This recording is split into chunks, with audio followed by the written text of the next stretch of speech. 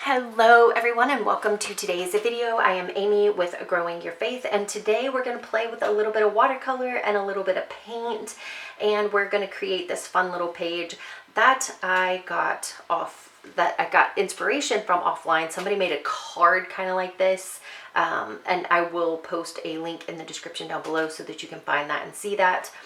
But we are going to be in 1 Corinthians chapter 12, where we are talking about one body with many parts. The human body has many parts, but the many parts make up one whole body. So it is with the body of Christ. Some of us are Jews and some are Gentiles, some are slaves and some are free, but we have all been baptized into one body by one Spirit, and we all share the same Spirit. We are one and we need to love one another. So I thought this would be a fun little project to do today. I hope you enjoy, and let's jump in and get started. Okay, so let's get started again. We are going to be in 1 Corinthians chapter 12, and we are going to be in the section that talks about one body with many parts. Okay, so you're going to need a couple of paintbrushes. I've got a round size 8 and then a flat 3/4. This I'm just going to use to get my paint in place, and then this one is going to be the one that I actually use to create the page. You could also do this in any other medium that you want, really. Just kind of dividing up the lines and coloring them with colored pencils or using acrylic paint. So I've grabbed my koi watercolors, and this is probably all I'll use, but I also have my Winsor Newtons out. And then I have a plate for a palette because I just really like using a plate for a palette. It gives me a lot of space to kind of play with my colors and stuff like that, where this just gets super crowded super quick. So I'm going to go in with a pink first. So I'm going to find some red that I like. Now you can spray these down with some water and get all of them wet if you want to. I'm not really going to be using all of them. Actually, I think we'll go with this one. So I'm just going to do the ones that I know that I'm going to use, and I'm just going to add a little bit of water on them. I also don't have a very good spray bottle. I have a little tiny one somewhere, but I'm not real sure where it's at right this second. So I'm going to use this round brush just to pick up my color and put it on the plate. And I just want purple and pink. And for pink, we're just going to use some red, and then we're going to water it down. Okay, so you're going to want a couple of different washes for this. So some of them will be a little bit lighter and some of them will be a little bit darker, which just means more or less water. So I'm going to start with a darker pink, just like she did in the picture hold on, let me find it, that I showed you, or just like you saw in the finished product. Did I go to screenshots? And I'll have her information down in the description. So it was Jolly Poa Watercolorist. And so it starts out with kind of a bright pink. And I love that she created this as a card, but I just kind of wanted to do something a little bit different. Well, and not like completely copy her idea. So I'm just going to mix these and get them on here. And you can see this really pretty color here. And then I'm just going to kind of water it down. Just add more water. You could add more water by using a spray bottle if you want. That's totally fine.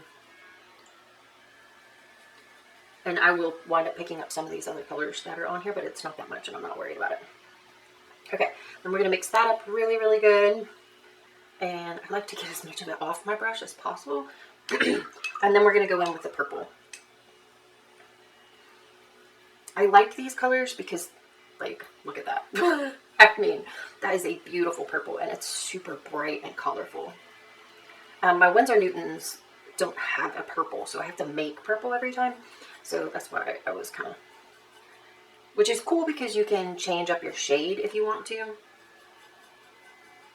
Now, this is not watercolor paper, so it's not going to behave quite the same. But we're going to play and see what happens. Okay, I'll rinse my brush. Make sure you have some something to dab on, like some paper towels or an old napkin, or you can use the backs from the napkins that you've Bible journaled with. I usually save those so that I can use them for stuff like this. All right, and then we're going to take our flat brush and get started. So I'm going to wet my brush first, but I don't want it soaking wet because I want a lot of that color on here. And I'm going to go all the way down, and then in the middle I'm going to have some words, but I'm going to put those on a different piece of paper so that it stands out more, and so that I don't have to worry about making a square in the middle here. So we're just going to pick up some of that color on our brush and then bravely just lay it down. Now we want to work kind of quickly here because we want some of those to kind of bleed into each other a little bit. Now I'm going to go a little bit lighter, so I'm going to load up my brush, but I'm going to dip it once and just get a little bit lighter. And if it touches this, that's fine, because then it kind of bleeds into it, which is looks kind of cool, like so. If I'm not mistaken, they will dry a little bit darker than it looks. Okay, and then we're going to go for a darker purple. So I'm going to dab my brush a little bit because that first one didn't turn out very dark, and then soak up some purple. Now I actually really enjoy playing with watercolor, but I am not the pro here when it comes to watercolor. Okay, and then I'm going to dip my brush once so we can get just a little bit of a lighter color here. And I'm going to try to touch some and not touch some so that it kind of bleeds down, which is super pretty. And then I'm going to go in with a lighter pink again, and I think I'm going to grab a little bit of this purple and just kind of play around with that and see what happens. See how it kind of changed the color a little bit? That looks really cute.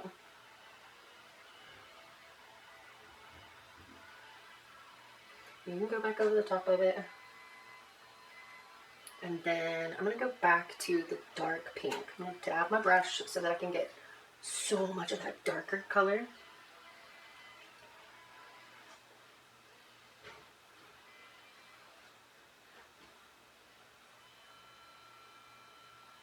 And then with the purple, I'm not even going to worry about rinsing off my brush. I'm just going to go in and get the purple. See what happens.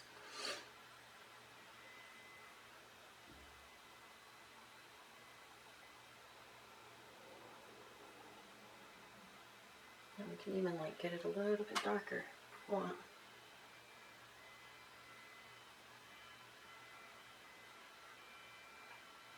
Well, that one's bleeding in there really good. That looks super cool. The other ones are drying a little fast, I think. Alright, so for a little bit lighter purple,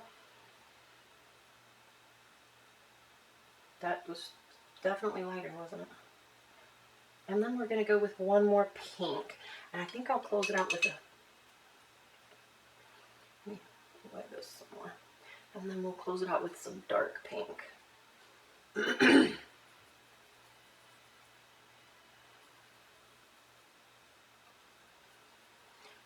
Pretty.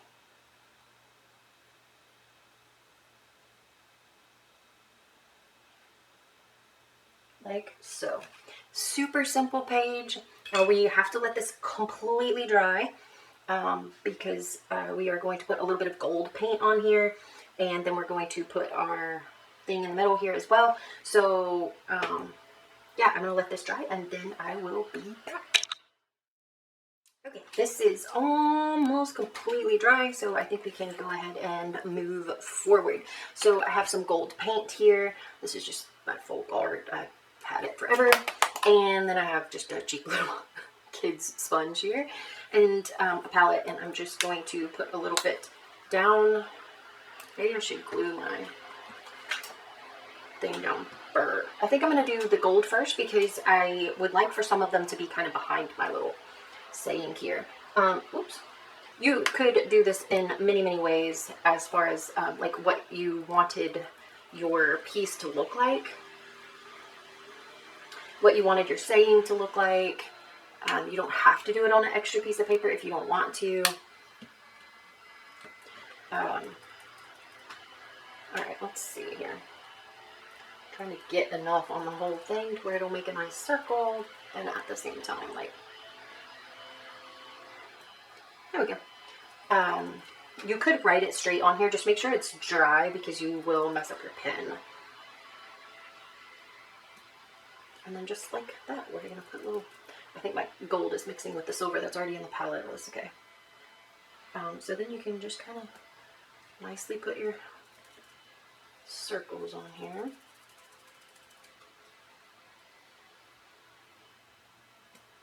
Ooh, that one did better. My sponge is leaning, it seems. And you could decorate the whole page like this if you wanted to, rather than just in this margin. Totally up to you. Any watercolor will work. You don't have to have any fancy watercolors, fancy brushes. This is one of those ones that's pretty simple, and you can pretty much do with anything.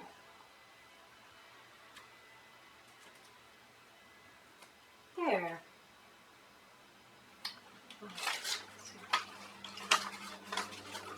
See if I can do this and just do like a half circle right here. Oh, that's kind of cute. Got a little bit too close, but that's okay. Let's do another one right over here.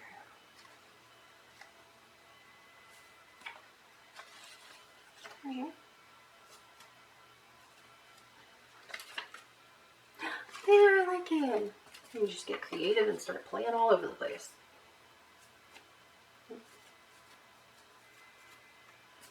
Running out of paint. There we go. Oh, that's cute. Okay. And then I'm just gonna glue this down right here. So I'm gonna go ahead and I'm gonna put the glue on it because it really doesn't matter that the paint's wet, or at least it doesn't to me. That'll just kind of make it stick more. I just gotta get my positioning right before I lay it down. And I think I'm going to do it a little sideways here like this. Right there. So for this, I just took a piece of paper. I probably should have used white paper, but I like this like calligraphy paper that I have, and then I wrote my saying, boxed it in, cut it out, put a little ink on the edges, and then just glued it down to a piece of black construction paper. You could glue it down to pink construction paper or purple construction paper, or you could do it on a piece of white paper. You could do it on just a piece of white paper and cardstock and not glue it to anything. Like, there's a million things that you could do, but there, we have it. That was a fun little page just because it was pretty simple, and you don't really need a lot of supplies, just watercolor and gold paint. You probably already have some sort of brushes or sponge already laying around somewhere, and then just a little hand lettering, and then, you know, just kind of really make sure that you reflect on God's word. We are one, and we should be acting more like we're one, and we're not right now, and it's really sad. And some of the issues that we disagree on, yes, are very, very big issues, but at the end of the day, we are brothers and sisters, and we need to figure out how to work together to change the world. Because when we fight and when we spew hate at each other, then the world looks at us, like it says in Romans, the world looks at us and they're like, why? Why would we ever come to you whenever you act the way that you act? And they curse God because of our behavior. So I think it's very important for us to remember this lesson here in 1 Corinthians chapter 12, and to remember that we are all part of Christ's body, the church. So I hope you enjoyed this little tutorial, and let me know in the comments what you think, or if you tried it. And yeah, I'll see you in the next video. Thanks so much for watching. Bye.